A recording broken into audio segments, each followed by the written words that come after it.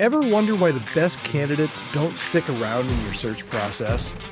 Here's a little secret. It's not always about the salary or the location. Sometimes great people walk away from your role because of what they see or what they don't see in your process. Hi there, my name is Todd Rhodes. I'm one of the co-founders over at chemistrystaffing.com, and you're listening to the Healthy Church Staff Podcast. You had them. At least you thought you did. The resume was solid. The interview felt great. They said all the right things. You were really excited about potentially hiring this person onto your church staff team. And then all of a sudden, poof, they vanished. Welcome to every church's worst staffing nightmare, losing the right person halfway through the process. And today we're going to talk about why it might be happening to you and how to stop letting those top-tier candidates slip away. All right, let's start here, okay? Because this is really the starting point. Today's candidates are looking for more than just a job. They're not just evaluating the role, they're evaluating you. And high-caliber potential staff members for your church are asking things like, do these leaders communicate well? Does this church have clarity on its vision and its values? Are they going to help me set up to succeed? Is this a place where I can trust with my family and my future? And honestly, if they can't answer those type of questions clearly, or if the answer feels like it could be a no, they walk. They walk. So churches accidentally lose great candidates, and you might not even realize how this is happening. But here are some common ways that you can lose really great candidates. The first is there's long gaps in your communication. I always tell churches, hey, you need to, at the end of every conversation with every candidate that you're serious about, you need to tell them what the next step is.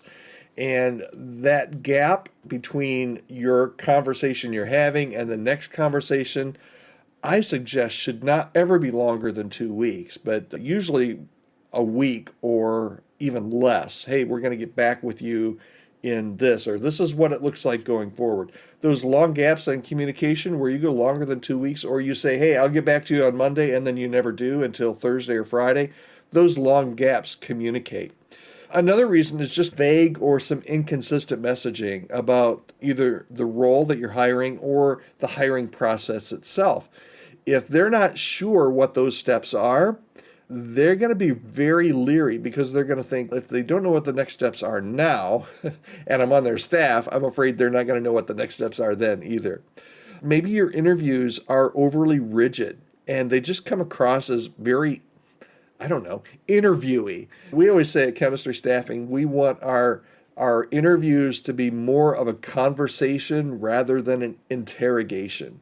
Okay, so if your interviews come across very rigid and almost like an interrogation with absolutely no warmth, that's going to communicate and that's going to push people away.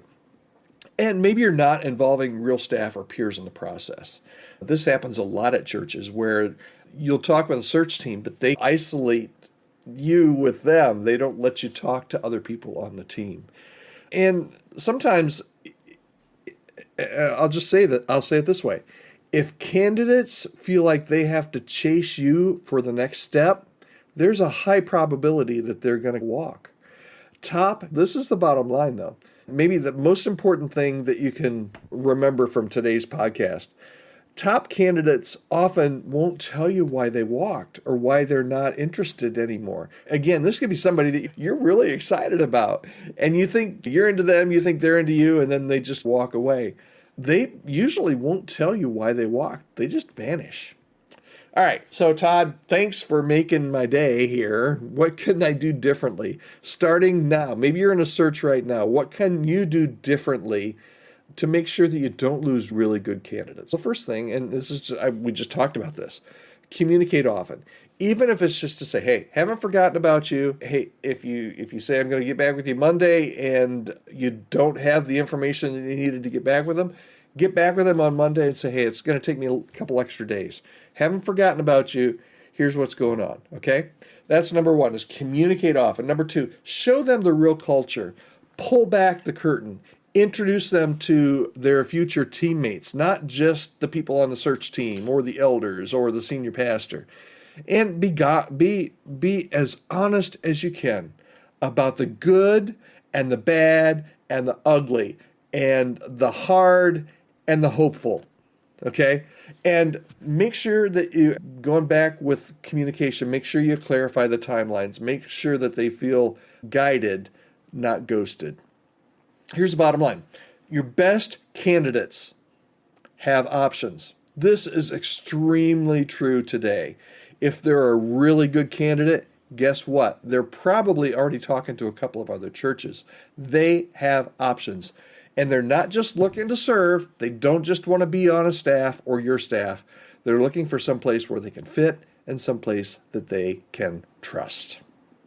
So if you're losing great candidates, it's probably not because they weren't a great fit. It might be because your process quite possibly made them feel like they weren't wanted. I hope that's been helpful for you today.